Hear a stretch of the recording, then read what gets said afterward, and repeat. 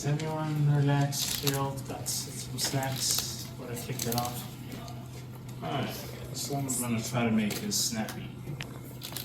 Good evening, good afternoon, and welcome to the Performance Paradox, our first ever undergrad versus grad debate. I think it's a first of its kind, as far as I know. I mean, I don't know what they were doing in 1865. Probably they might have had one of these. So my name is Bishop Piccinini. I am a Lehigh alum, but I'm currently program manager at the Icoca Institute. And I am part of the Lehigh Debate Club. I've had my debating days, but I'm a vet, retired now. So we do have the Lehigh Debate Club folks with us here today. Thank you for supporting this, and I think some of these guys here might be part of the Debate Club. Now this event is part of the Human Performance Summit, and I'm glad it follows a very informative lecture and panel discussion, because most of the stuff I'm going to talk about really rolls off naturally off that conversation.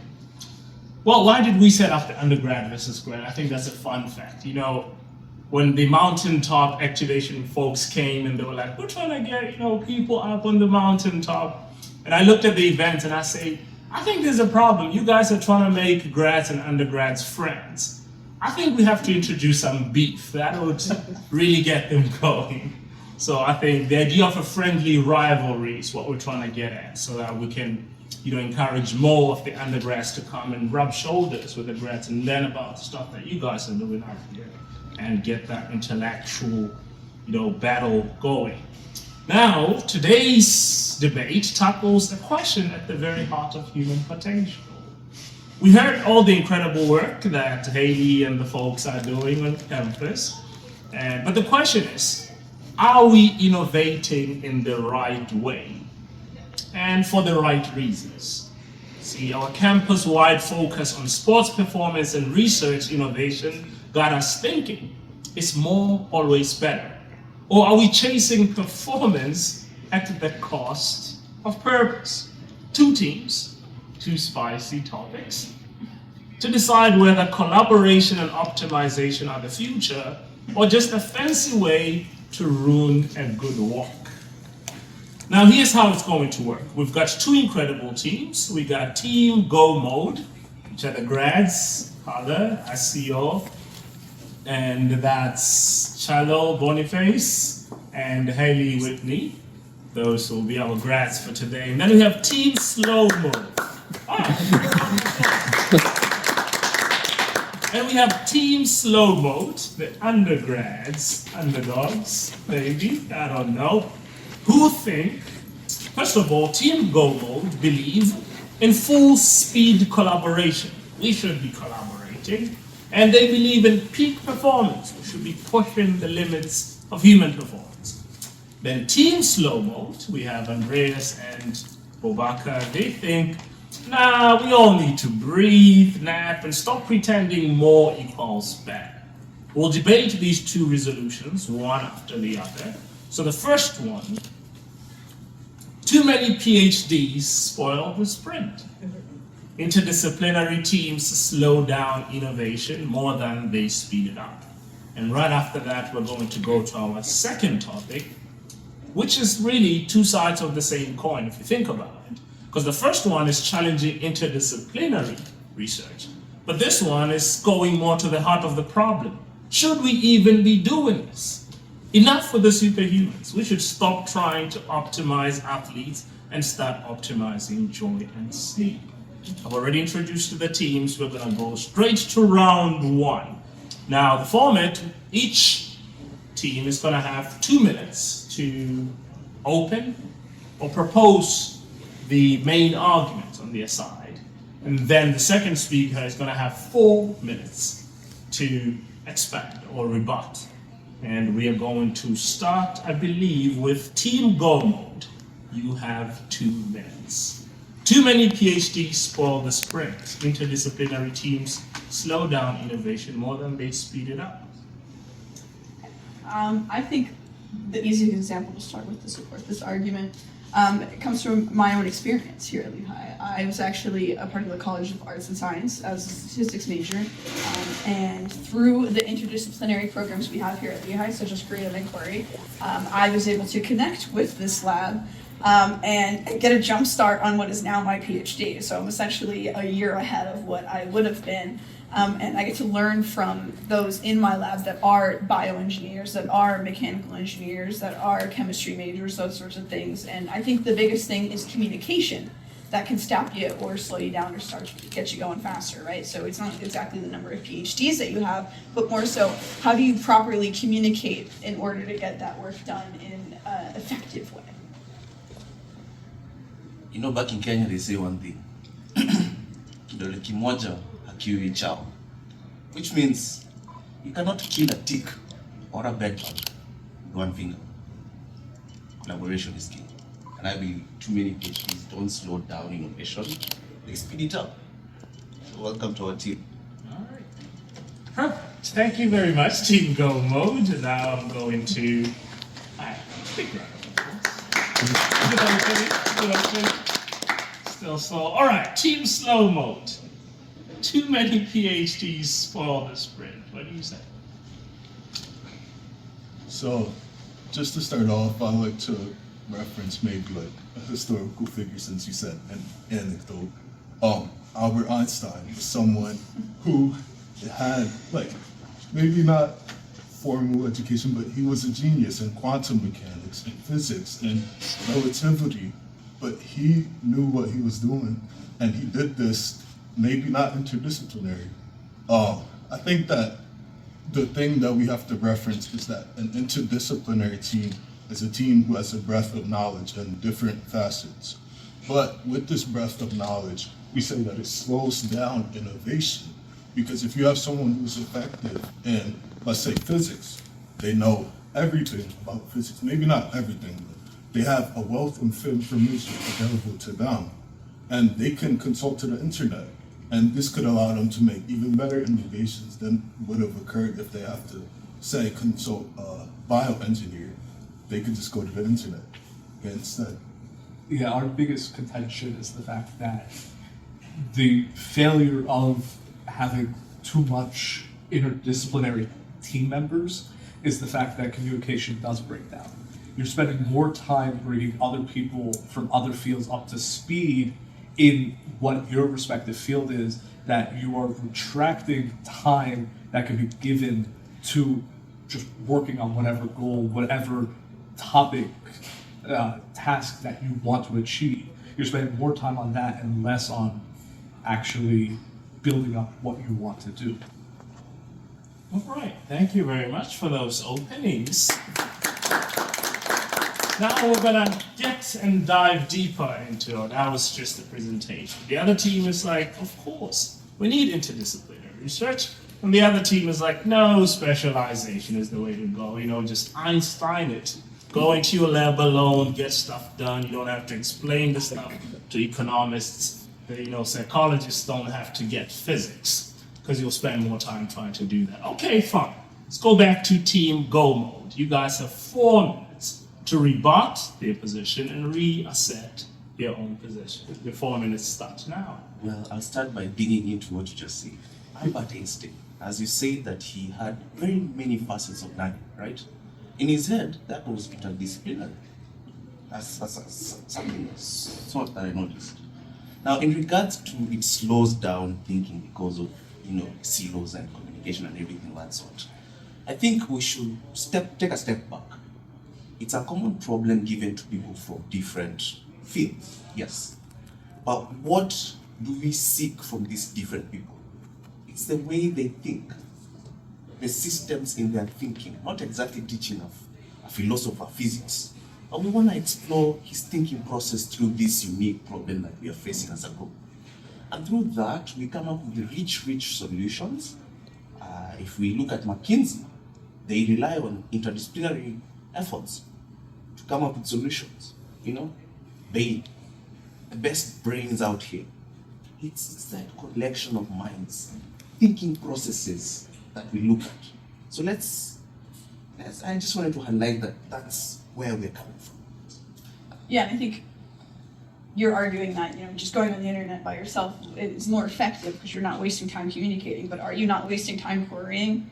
And you can also make a decision and then be wrong, right? You're missing out on all the time they have actually working through these problems from professionals with experience, to say that, I can do it better through a certain set of searches. But no matter what, you're going to be wasting time. So exactly what Charles said is you're going to lose that line of thinking, and the ability to bounce ideas off people and get them off paper onto the drawing board and actually say, what's the feasibility of this? You lose that if you're just by yourself.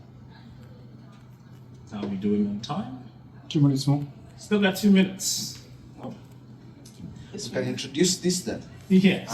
Adam Smith was a king in specialization. In fact, his whole work was around specialization. Well, we have reached a point in the world, and his ideas were right. In fact, we saw industries grow, business boom. But we reached a point where we realized we kind of approached this wrong. Now the whole world is screaming systems thinking, right? An interdisciplinary approach to solving problems. In public health, that's what I learned.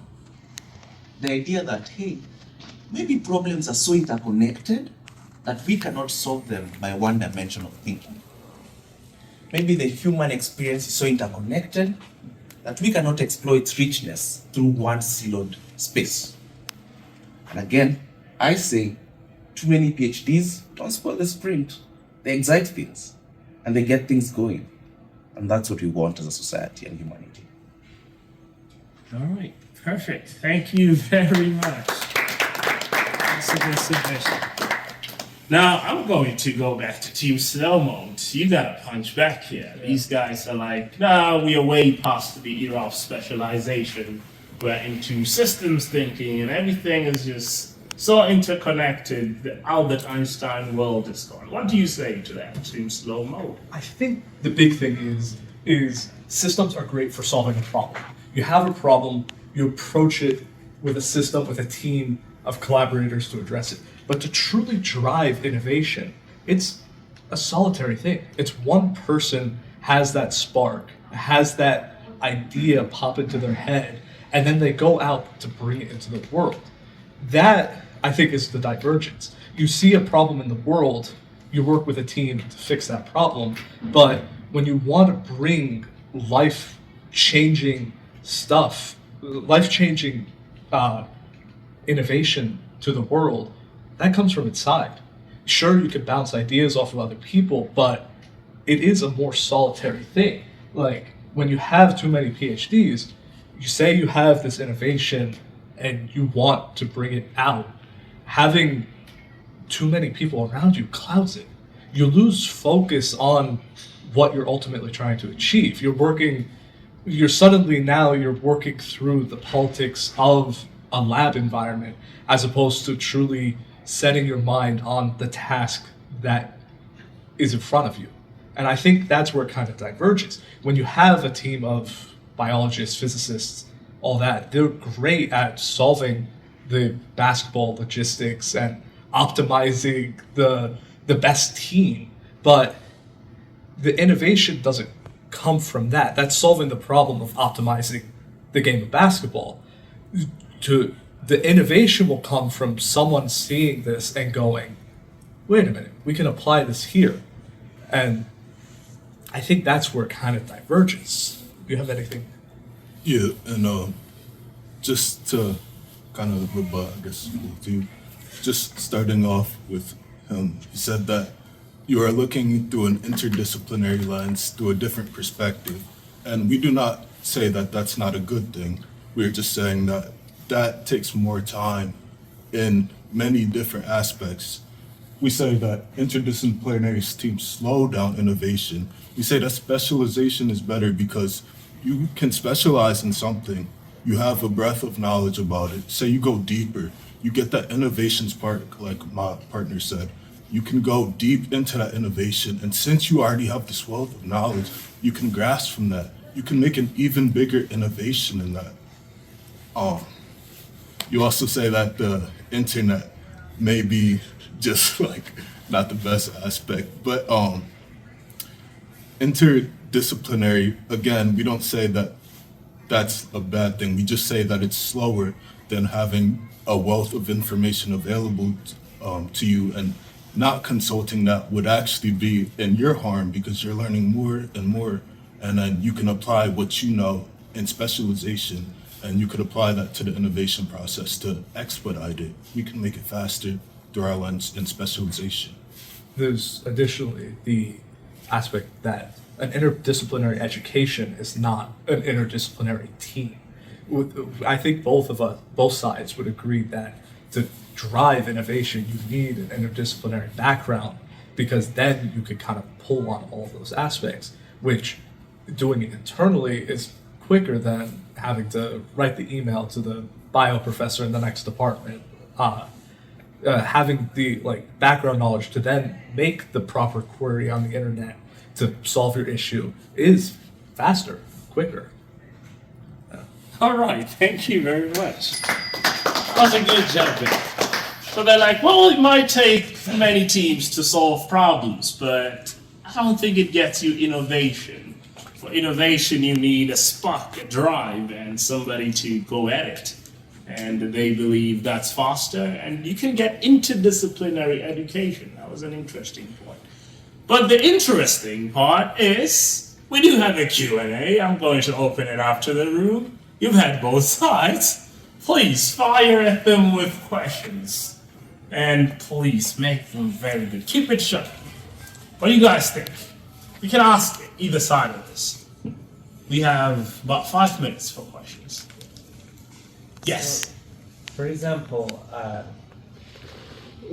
was wondering what you define as innovation, because you might say that the invention of flight was an innovation, but then you also have optimizations of that flight process. Like the jet engine, most people would agree that was an innovation, but then you have the more nuanced thing like saving 1% fuel efficiency on a long distance flight. At what point do you draw the line? I view innovation as kind of the turning point in a field. The invention of flight is the innovation, and then the streamlining and making it better, those are just moving it down the path. However, it would be an innovation in flight wouldn't be the making the engine 1% more efficient. It would be the converting the engine to complete electrical travel and making it carbon zero or net zero. That would be the innovation. It would be something that sends ripples around the world. I don't know if... All right, so innovation is a pyramid paradigm shift. Yes. Where, as when you make something more efficient, that's just optimization. You don't think that's innovation. You think the Wright brothers were innovating, but what Heidi and the other guys are doing is just trying to make that, more efficient. Maybe it's not innovative. It's not a bad thing. It's a good thing. Making things But it's not efficient. innovation. All right, perfect. You got another question? I'll take one more. I think this is a fun Yeah, sure. debate. Let me jump it up. Oh yeah, sure. I think innovation too can apply to the other things. Yeah. Because they're new ideas at the end of the day. It's all about creation of ideas. It doesn't matter how you create it. I mean, let's talk about murals and paintings. There's some guys who just take newspapers, paint, and they combine all these things. And it's still innovation. They're not creating something novel or new, or just improving the jet engine per se. That was never there before. Now it's there. It wouldn't have been possible without what came before it, which is inherently interdisciplinary work. All right. Good. Planes are flying faster. They learn from biology. All right. Okay, I love this. Hey, it's innovation as long as it's a new idea that it changes something. It doesn't matter if it's, defining the whole airline system or it's just making your flight a bit smoother. You think it's all innovation. Oh, great. Into the, Okay, it's getting interesting. Yes, Mubaka. just to reiterate the prompt, we say that interdisciplinary slows down innovation. And just to go back to your question, at what point do we draw the line? If someone makes a jet engine 1% more efficient. We, like you say that it wasn't there before, that is true. And now it's a bit faster. But again, what point do we have the line in the sand that says, okay, you can make it 0.025% faster? Now, is this a quasi-innovation or is this just innovation in general? Yeah, I think that's a question that relates to like how I keep thinking when we're talking about this, how like neural nets work, right? You can, at the most simple level for computer science, you can have a linear sort, right? That tests every single spot, is this the perfect way to do it? Or you could have 3 nodes that are linear sorting that are doing the exact same thing in each of them, but now it's by a factor of 3 times faster. And then you think about a convolutionary neural net. Now I can move wherever I want. That's my interdisciplinary thinking, right? So it's a matter of, is this worth the money and the time? Well, how do we balance time and money? That's where you kind of ask, like, that's where 1 person, 2 people, 3 people can be more ideal. That's where I think what you're talking about of where you draw the line is at productivity, right? But this is what we're talking about of, interdisciplinary does speed up productivity because it's not, it's the same thing of like an assembly line. It's better for me to pass on the next spot and nail down the one thing I have than having to pretend to be an expert on a different function. But, I'm sorry. All right, I'll take it back up. I can feel it. I like it. So Kuda wants to jump in on this one. Yes.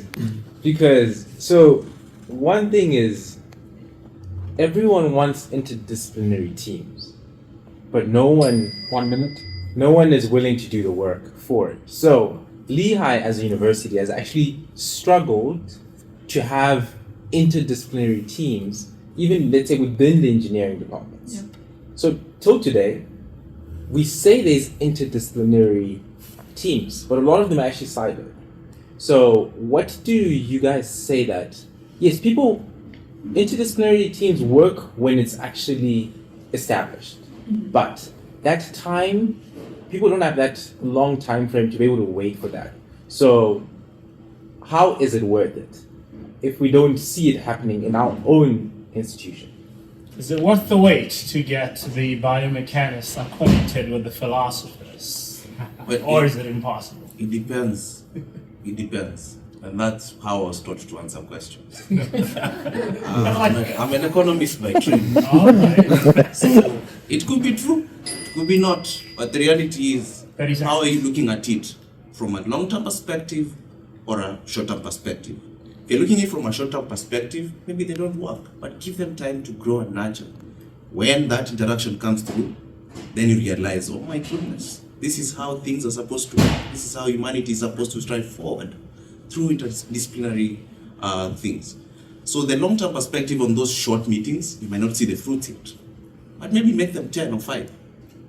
All right, thank you very much, Mr. Economist.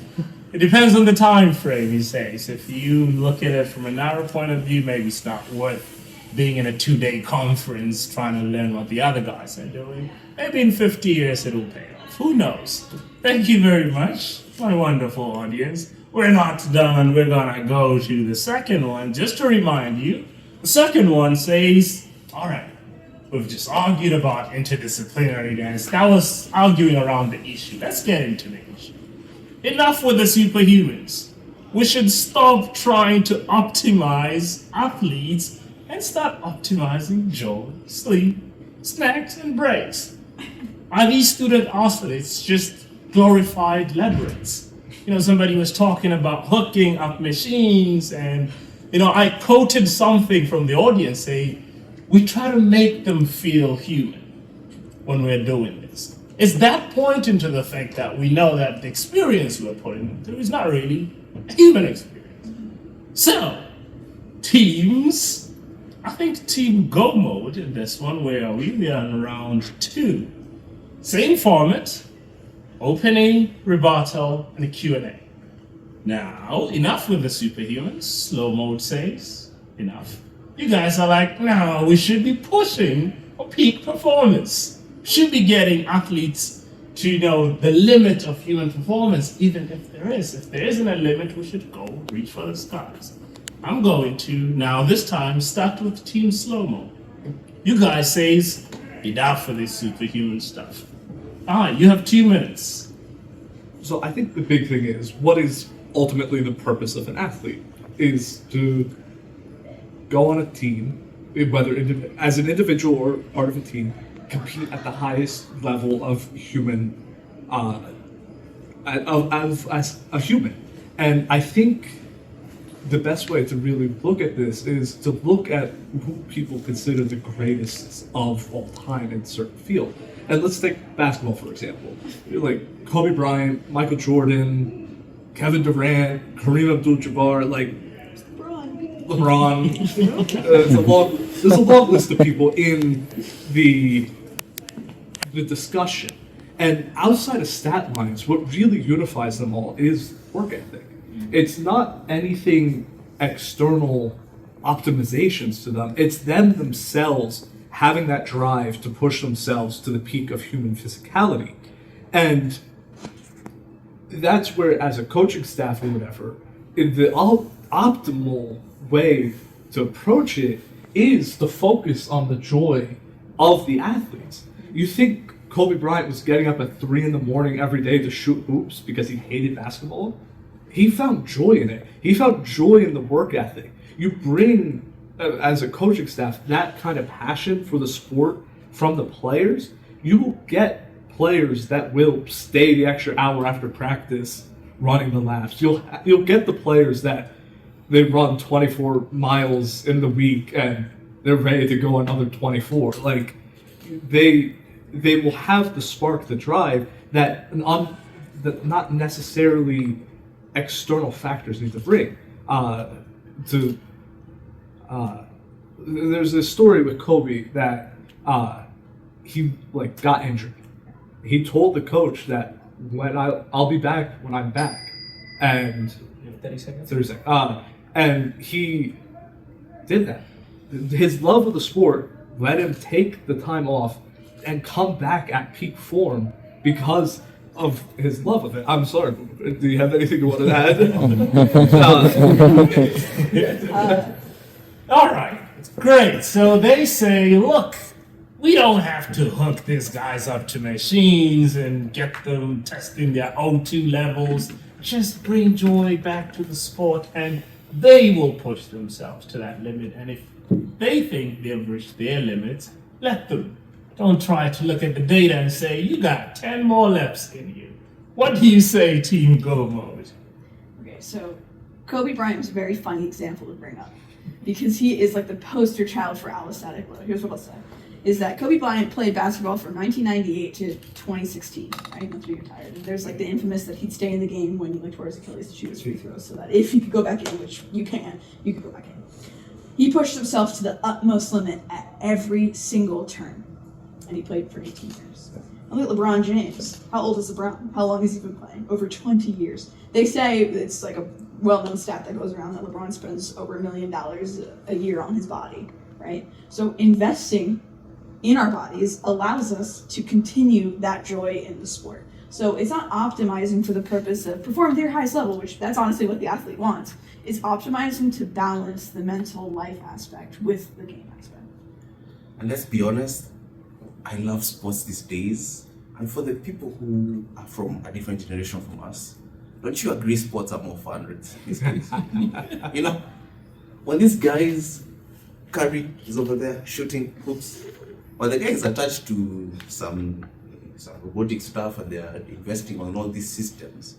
Do you really care about what happens in the background? Let's be honest. We just want to see the sports there. And at the end of the day, these guys have agreed to put themselves through this. They want to explore what human limit is. And they do it not forced, by themselves. So if we, the fans, are enjoying, and they like it too, what's the point of us trying to sub-optimize by telling them they should sleep more when they don't want to? You know? So the fans want it, and the guys want it. Who are we to say no? That's a very good question. Who are we to say no? Well, we're going to move on to the rebuttals. Both teams now have 4 minutes to open up and really drive their points home. And I'm going to go back to Team Slow Mode. Who are you guys to say no? when the fans clearly enjoy it and the athletes apparently, allegedly, want all these things so hooked up to their brains. So I think perhaps there may be a conflict in the way we are both looking at optimization. So we say that optimization isn't taking care of your health. It isn't going to the CO2 chamber because you need more oxygen in your body to heal faster. That's just, healing your body so you can perform the next day and the next day and the next day after that. We say that perhaps optimization is taking this to the next level and putting pressure on these athletes that, hey, in order to go to the highest level, you have to do X, Y, Z. That's why we see people in high pressure sports, maybe even powerlifting as an example. They're taking steroids in order to lift 1,000 pounds and to hit that 500-pound bench because that's what everyone wants to save. That's not healthy for them. And yes, they are putting themselves in this situation, but what do we gain when an athlete has health problems just because they want to be the best? If we look at football, for example, I love football, I play football, but CTE, chronic traumatic encephalopathy, or somewhere along those lines, is when the brain takes too many subconcussive hits and it starts to deteriorate. This is bad for the athletes, and if we allow them to keep on playing because we say that they are optimized in this fashion, this is actually bad for them in the long term because this is a permanent condition. We are saying that at the root, a sport is supposed to be fun. We let our kids play outside because, they want to have fun. And we're not telling them, no, you can't play. We're just saying that, putting so much pressure on them, we don't gain anything as a society. I don't know if Yeah, it kind of points to the direction of where does it end? When do we get to the point where we're telling the quarterback, no, you have 3 more head hits because that's what the numbers say? Where does it get to LeBron, where he wants to retire, but the numbers say he has 10 more years of being at the top? Where does it come, then what kind of image does that put on for the youth? Now we're seeing athletes being so hyper-optimized that they're no longer role models to look up to. They're superhumans that no kid could ever dream of imitating. You'll never have it becomes a slippery slope. And I like the example Boubacar gave of the powerlifters, that we're already seeing that with the use of steroids and stuff because of the fact to break the human limit with the 1,000-pound deadlifts and stuff like that. You need to soup up the body with these illicit substances that the sport kind of never regains the normalcy of it. And approaching the other sports with kind of this hyper-optimized lens, I fear is going to push it down the path of what if we don't want to approach it with such a hyper-optimized lens? It kind of blocks this door. I don't know, how much more time? Yeah, 30 seconds. Okay, we're good. I have a question. What is optimization? Well, you're about to get 4 minutes, and you will have 4 minutes to explore that very question. Ask them, what is optimization? So Team Go Mode, these guys are saying, no, maybe the lens that we bring into sport and the external pressure is what's pushing these people. Maybe the athletes don't really want it. Maybe we want it, and we're imposing it on them. And they have to inject to themselves, to push themselves, to give us this joy that we want from them. But it's a self-sacrificial process. So they're saying, maybe we should be telling them, you don't need to do that. You don't need to kill yourself on the floor like the gladiators used to. What do you say, Team Go? I was going to talk about gladiators. All right. Sports have come from a long time ago. We used to hurt each other. It's okay. People get hurt. It's normal. Sorry, I'm an economist. I'm not supposed to have I like that. But anyway, that is not the purpose of optimization. We saw Eliud Kipchoge trying to break the 2-hour limit, right? Recently.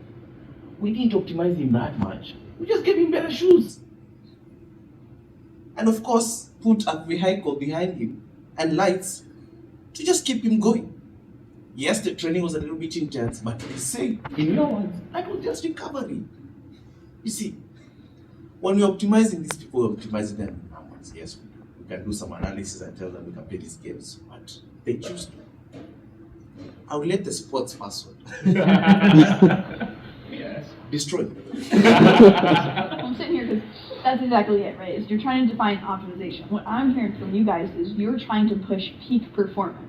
That is not what we're saying. We're trying to optimize athlete health such that they can continue to perform and continue to allow themselves to push themselves to get better, right? And exactly what Patrick was talking about earlier in our panel, right? It's the idea of knowing where we're at mentally, quantifying it so that we can continue to say, oh, this is my limit. Oh, I should stop, right? So it's not optimizing performance, it's optimizing health. So you talk about, okay, yes, you're right, that if I use steroids, I'm going to get stronger and I'm optimizing my peak weight that I can lift.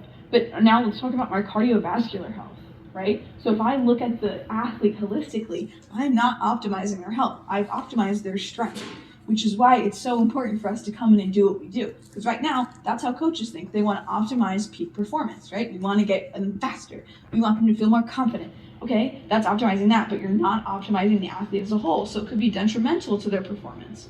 It's this idea, there was a specific study that's going on, I think maybe at Louisville, but they were trying to quantify this grit, right? And what they did was, it was a matter of changing the perspective of, instead of punishing them, like if they lost, they had to run, and when they won, they got to go on Instagram, right? So that was a very easy way to make that training more effective, that they didn't change the intensity or anything, right? They're not at a higher risk. We're optimizing health and performance as opposed to peak performance. And let us not forget that there are laws that exist. Laws against doping. Yeah. And very strict laws against what you're allowed to do at the NCAA, how many Yes. hours you're allowed to practice and those sorts of things, what you're allowed to eat. Yes, whatever we're doing in the limits of the law. Yeah. All right, I like that. Well, we're not done. What do you guys think? You've had both sides. I think there's some verbal jiu-jitsu happening around the word optimization here. All right, Hannah. So this can be for either team, but I heard like this idea of fan centricism come up and like what we should do, like if it's ultimately up to the fans, like what do we do on the athlete side? So I wanted to ask, do you think that Simone Biles 2024 could have been as domineering as she could have been if she didn't take a break in 2020?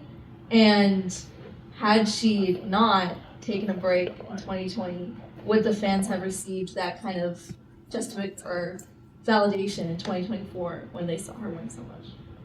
Yeah, because that comes out of the idea of like home field advantage, and there's a ton of different things that go into that, right? That you can inherently have an advantage if like everyone was walking into that arena waiting to watch Simone Biles practice. But to what you're saying about load management, the amount of load that she is putting on her body consistently, if you actually like listen, and I don't know how much you are curious about women's gymnastics, but the amount of time that they invest into their bodies, it's all they have time for, right? And that's why they're so exhausted and the fatigue and what that takes on the athlete. So then that's the matter of how do you optimize that with women's sports in particular and women's gymnastics. There's really large mental barriers and onus and this sort of like, especially with U.S. women's gymnastics, is like you're supposed to be the best, right? So on top of physiologically and mentally, all those expectations that were weighing on her, I think that's another reason that she was able to kind of say, no, I am not playing your game. I don't have to do this Olympics. I'll come back when I want to come back. And then that gave her that. She got the yips too. This is something that she talked about. I know I'm just going off the rant. That's not bad. She didn't feel comfortable. She didn't feel confident. Mentally, she didn't feel like she could compete. She would have gotten hurt. She said that herself. That if she's thinking, I'm not going to land, she's not going to land. And you see the beauty about this story? She had choice. She had a choice. Yes, true. Yes. So, Awesome. All right, I'll take one more question. Good.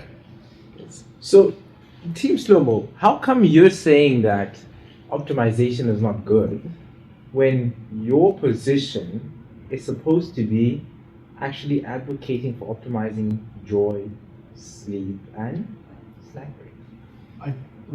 I was about to hop in about the Simone Biles example, and the fact is, she optimized her joy, her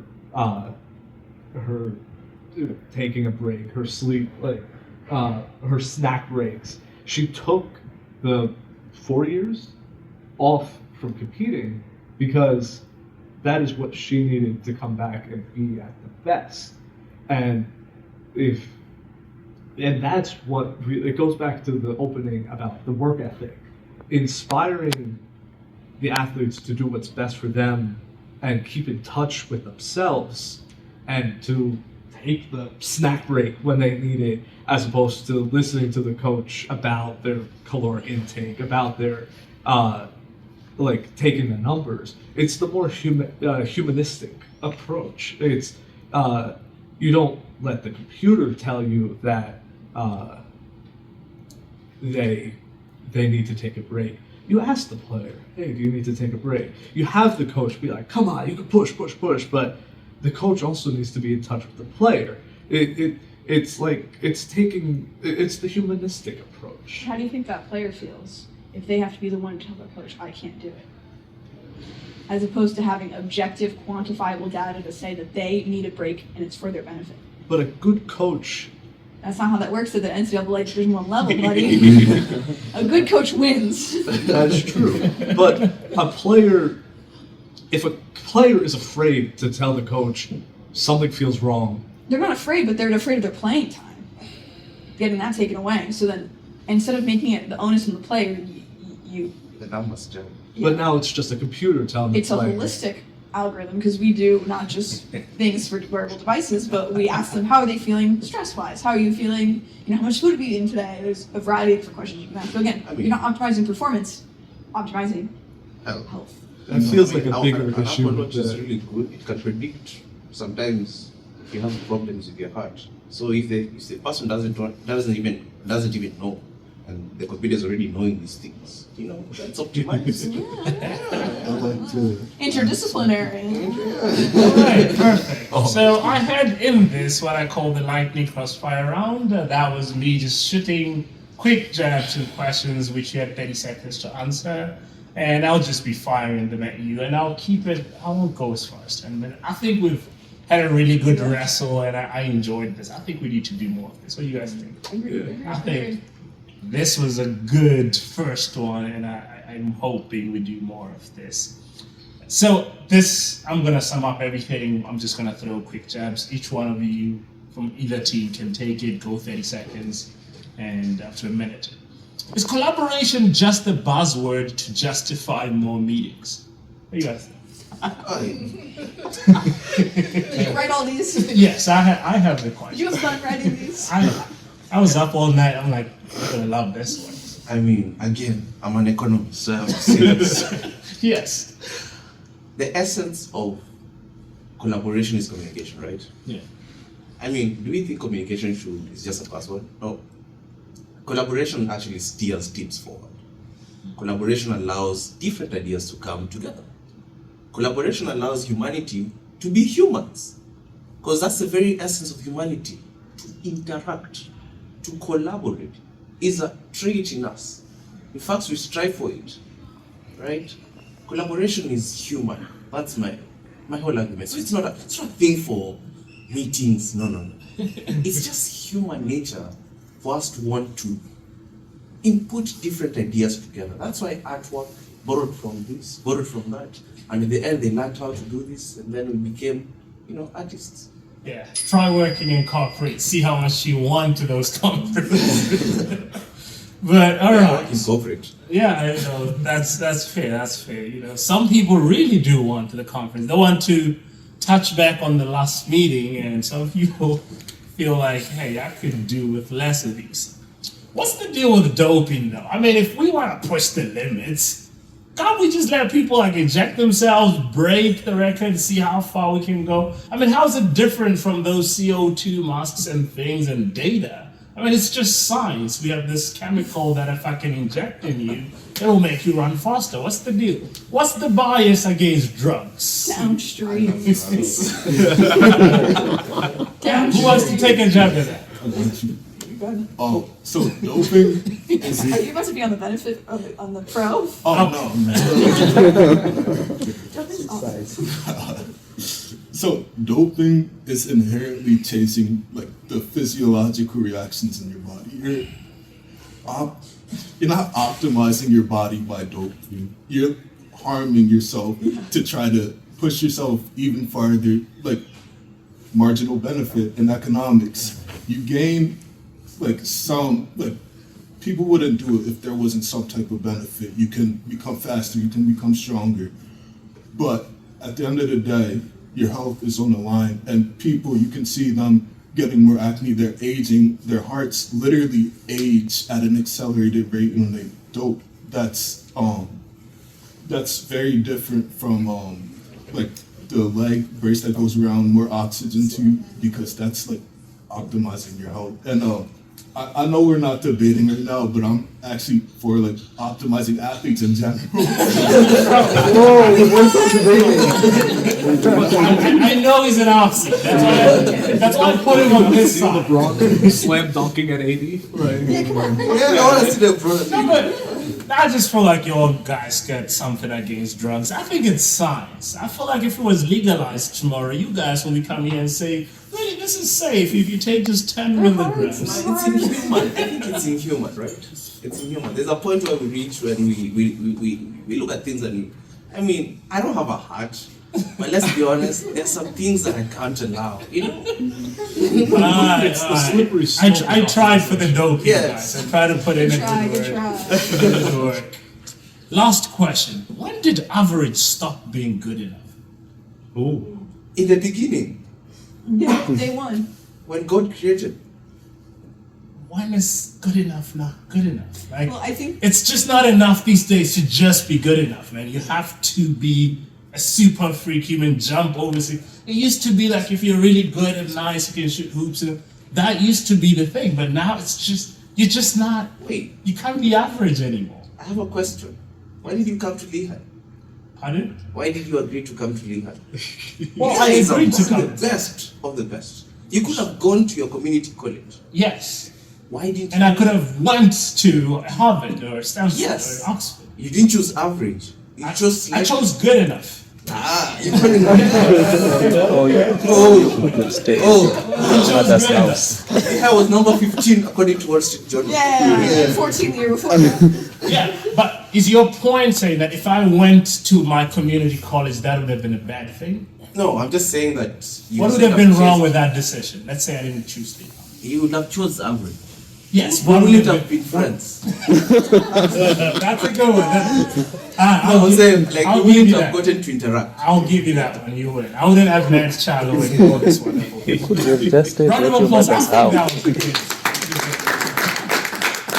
I think that was a good grade. They still Thank you very much. Andre Great Handshake. Chano. Yes, Charlo. So next time we'll